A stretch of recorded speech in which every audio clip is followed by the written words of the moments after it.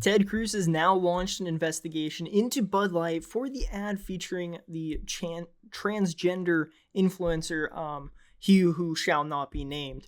And naturally, people are saying, no, because he doesn't have anything better to do. Old Ted Cruz going after people who don't believe it. Obviously, this is Vanity Fair, so you can obviously see the very blatant bias. Now, is there actually any substance to this federal investigation? Truthfully, I believe that there is absolutely not. I don't think that anything's going to come of this. In my opinion, honestly, this is just kind of posturing from Ted Cruz, right? He's just basically pandering to his base in Texas, and that's all this seems like, to be completely honest. He just wants his name to be in the same conversation as Bud Light, but on the, well, in his opinion, the right side of the situation. Truthfully, this isn't the first time we've seen it, and it's not the first time that we've seen it from Ted Cruz himself. In fact, he recently did this a couple of times in the past year. I think once was like with the border or something like that, and, whatever else. Regardless, this to me was just kind of something funny that I saw come across my desk this morning. The fact that Ted Cruz is actually launching a formal investigation into Bud Light over this whole situation.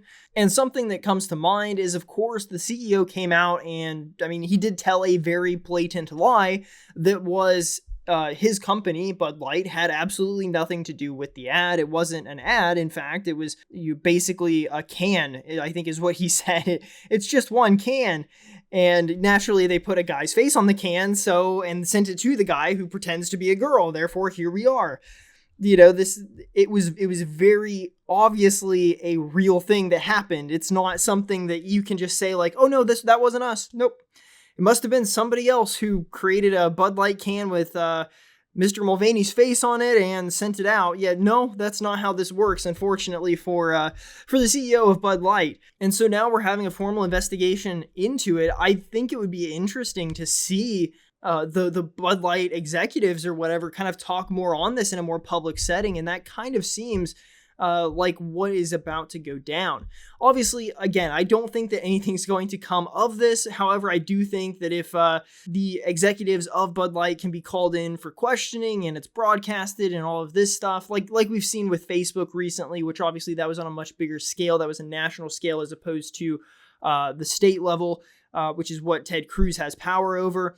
I just think it would be interesting to get some more information on this. Truthfully, it is such an incredible thing to see happen, this whole situation. I think the term boycott came pretty early in, or at least was used very often in the 1900s. That's when it kind of picked up. It seems like, you're boycotting the war, you're boycotting this war, World War I, World War II, the Vietnam War, you're boycotting all of this stuff. And same thing with prohibition. You have a lot of that terminology running around, and historically boycotts haven't really worked.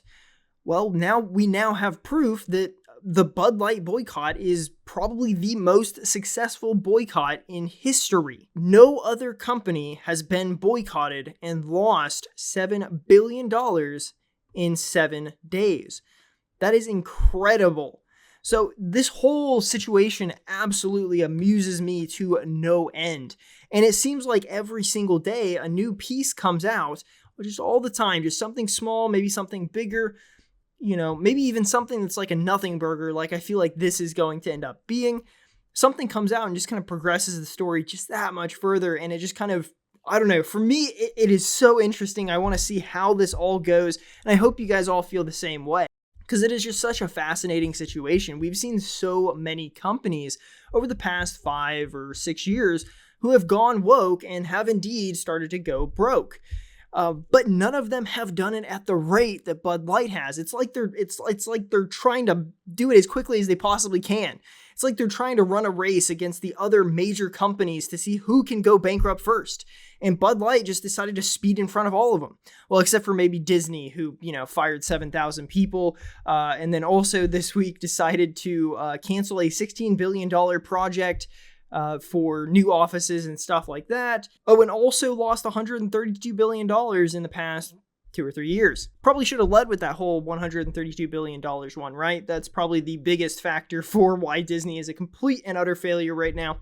But that's all for now. I've got to get back and do some work, so check back soon. The lies never sleep, and neither do we. I hope you enjoyed our take, and let me know in the comments down below what you think about all of this. Do you think that it is going to be just kind of a nothing story? Do you think that it is Ted Cruz basically just posturing on what he believes to be the right side of history for this situation, and just trying to get himself some extra eyes on him? Or do you think he has a really good reason for doing this? Also, like, subscribe, and share this video with a friend. That's how we get the news out there. Make sure to check out our online store at theredmafia.com. We just released new shirts over there, and we'll continue to be releasing new shirts every single week. So you'll find something that you will absolutely love at our store, so go check it out. It'll also be linked in the description down below.